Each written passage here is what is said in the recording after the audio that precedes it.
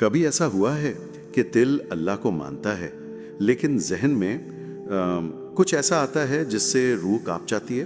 وہ خیال جو بن بلائے آتا ہے. جی، اتنا خوفناک کہ انسان کو لگتا ہے یہ میں نہیں ہو سکتا. تو پھر یہ کون ہے؟ آپ کا اپنا سایہ، شیطان، یا ذہن کا کوئی خلل؟ آج ہم اسی اندرونی جنگ کی تہوں میں اتریں گے جہاں ایمان اور ذہن آمنے سامنے کھڑے ہوتے ہیں. دیکھیے، یہ ایک ایسی کیفیت ہے جسے لے کر لوگ بہت غلط فہمی کا شکار ہے. سب سے پہلی گرہ جو کھولنے کی ضرورت ہے وہ اسلامی نقطہ نظر ہے. اور وہ کیا ہے؟ وہ یہ ہے کہ یہ وسوسہ کفر نہیں بلکہ ایمان کی علامت ہے. ایمان کی علامت؟ یہ بات تو تھوڑی حیران کن ہے، کیونکہ عام احساس تو یہی ہے کہ یہ ایمان کی کمزوری ہے. یہی تو وہ نقطہ ہے جو سمجھنا ہے. یہ کمزوری نہیں، یہ ایک زندہ اور حساس روح کا ثبوت ہے. ذرائع میں ایک حدیث کا ذکر ہے جو اس پورے تصور کو الٹ دیتی ہے نا؟ بالکل. جب صحابہ نے نبی صلی اللہ علیہ وسلم سے اپنے اندر آنے والے ایسے ہی خوفناک خیالات کا ذکر کیا جنہیں وہ زبان پر لانے سے بھی ڈرتے تھے، تو آپ صلی اللہ علیہ وسلم نے جواب دیا، یہ تو صریح ایمان ہے. صریح ایمان یعنی خالص واضح ایمان. جی، اس کا مطلب سمجھیں. چور ہمیشہ اس گھر میں آتا ہے جہاں خزانہ ہو. ویران گھر کی طرف کوئی نہیں دیکھتا. بالکل. یہ خیالات اسی دل پر حملہ کرتے ہیں جس میں ایمان کا نور ہوتا ہے. یہ بات تو سمجھ آتی ہے، لیکن حملے کا طریقہ کیا ہے؟ کیا یہ صرف ایک روحانی تیر ہے یا شیطان ہمارے ذہن کی بناوٹ کو ہی ہمارے خلاف استعمال کرتا ہے؟ وہ ہمارے ذہن کی بناوٹ ہی استعمال کرتا ہے.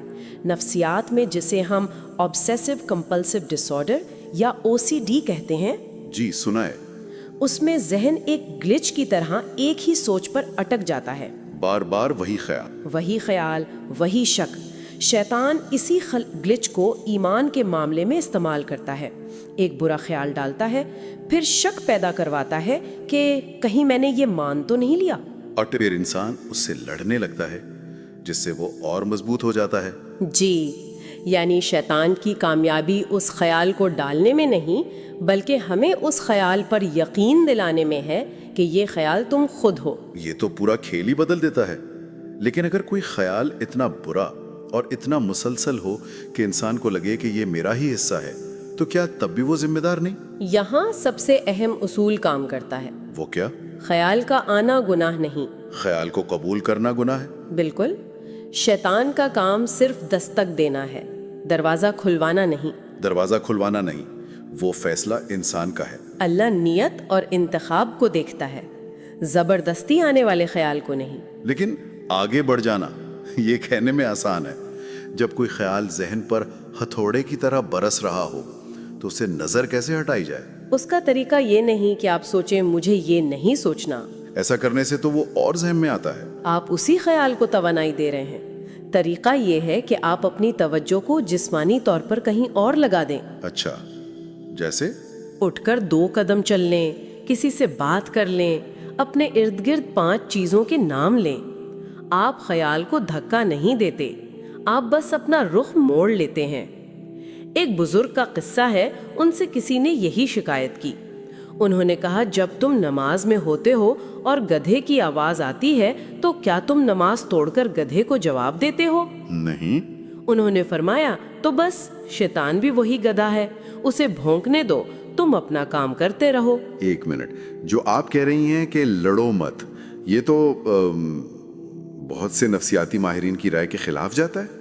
وہ تو کہتے ہیں کہ منفی خیالات کو چیلنج کرنا چاہیے. بہت اچھا سوال ہے. دیکھیں، خیالات 2 طرح کے ہوتے ہیں. ایک وہ جو آپ کی اپنی منفی سوچ کا پیٹرن ہے، انہیں ضرور چیلنج کرنا چاہیے، لیکن وسوسہ آپ کا خیال نہیں، یہ ایک بیرونی مداخلت ہے. ایک اسپیمی میل کی طرح؟ بالکل وہی. آپ اسے کھول کر اس سے بحث نہیں کرتے، آپ اسے صرف ڈیلیٹ کرتے ہیں اور آگے بڑھ جاتے ہیں. اس سے لڑنا، اسے اہمیت دینا ہے. تو ذہن آسمان کی طرح ہے اور یہ خیالات بادل ہیں. جی. آسمان بادلوں کی وجہ سے برا یا اچھا نہیں ہوتا، وہ بس اپنی جگہ موجود رہتا ہے. بالکل یہی بات ہے. آپ آسمان ہیں، بادل نہیں. یہ پریشانی، یہ کشمکش، یہ خود گواہی ہے کہ آپ کا دل اللہ کے ساتھ ہے۔ یعنی جو اس کیفیت میں مبتلا ہے وہ شیطان کا ہو ہی نہیں سکتا۔ آپ کا خوف ہی آپ کے ایمان کا سب سے بڑا ثبوت ہے۔ تو پھر آخر میں ایک سوچ پر بات ختم کرتے ہیں۔ اگر جنگ ذہن میں آنے والے اندھیرے کے خلاف ہے ہی نہیں بلکہ اس انتخاب کے بارے میں ہے جو انسان اس اندھیرے کی موجودگی میں کرتا ہے،